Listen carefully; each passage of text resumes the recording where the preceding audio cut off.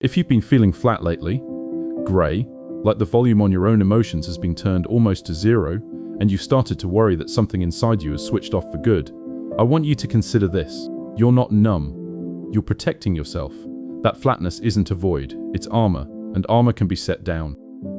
We treat numbness as the scariest feeling of all because it doesn't feel like a feeling. Sadness, at least, tells you that you cared. Anger, at least, tells you that you're alive. But the grey, nothing, the not feeling, the one frightens people because it seems like proof that you've gone cold, that the part of you that used to feel deeply has finally broken. So you panic about the numbness, which is its own kind of suffering layered on top.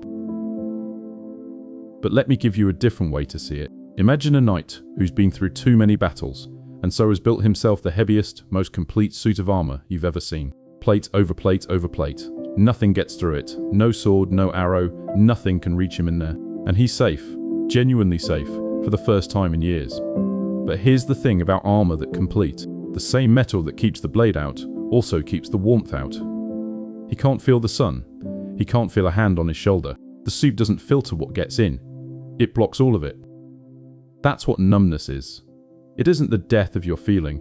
It's your feeling, fully intact, sealed behind plate you put on for a reason. Somewhere back there, something hurt badly enough that a wise, protective part of you decided we're not doing that again, and it built a wall. The numbness is the wall doing exactly what it was designed to do. It's not a malfunction. It's a defense that's still on duty long after the battle ended. Let me tell you about someone. I'll call him Theo. After a stretch of years that included a loss he never fully grieved and a betrayal he never fully processed, Theo noticed he'd stopped feeling much of anything. Good news barely registered. Bad news barely registered. He went through his days competent and pleasant and completely sealed off. And the scariest part was that he couldn't even cry about it because the crying machinery seemed to have been unplugged. He assumed he was broken. He assumed the capacity for feeling had simply died in him. What he didn't understand was that the feelings were all still there, every one of them, waiting on the other side of a wall he built in self-defense. During a time when feeling them all at once would genuinely have been more than he could survive. The armor hadn't killed his heart. It had kept his heart alive long enough to reach a safer day. The shift for Theo came slowly, the way it has to. He didn't smash the armor off in one dramatic moment. He loosened it one buckle at a time, in places that felt safe, with a person who felt safe. And the first thing that came back wasn't joy. It was a small, surprising ache, and he wept at it, because the ache meant the wall was thinning, and behind the wall, all of it was still there, waiting for him. There's real science here too. Researchers studying trauma describe emotional numbing as a recognized protective response, the nervous system's way of dialing down feeling when the volume of pain becomes overwhelming. It's not weakness, and it's not coldness. It's a survival mechanism, the same family of responses as fight or flight, just quieter. Your body decided that going flat was safer than going under. That wasn't a failure of your heart. That was your heart being protected by a system smarter than your panic about it.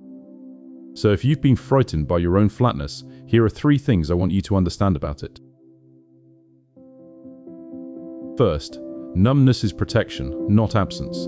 The feelings haven't left. They've been shielded. Underneath the grey, your full emotional range is intact, exactly as it was, waiting behind armor that went up for a good reason. You are not empty. You are guarded.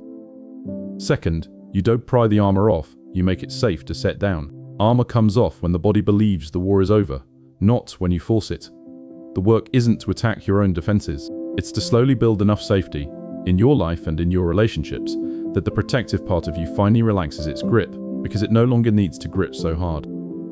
Third, the return of feeling will hurt before it heals, and that's the sign it's working. The first sensation through a thinning wall is usually the old pain you sealed away. Don't mistake that ache for proof that opening up was a mistake. The ache is the thaw. Feeling anything at all, even pain, is the heart coming back online. So I want you to stop treating your numbness as a death sentence for your capacity to feel. Stop fearing the armor as if it were the enemy. It was never the enemy. It was the loyal, exhausted guard that got you here in one piece. You were never numb in the way you feared. You were simply protected, and protection, unlike damage, can be gently laid down. The psychiatrist Carl Jung once wrote that there is no coming to consciousness without pain. So when the feeling starts to return, and it will, don't run from the first ache of it. That ache is your aliveness, finding its way back to the surface. You're not numb, you're protecting yourself, and one buckle at a time, When you're ready, you get to come back out into the warmth.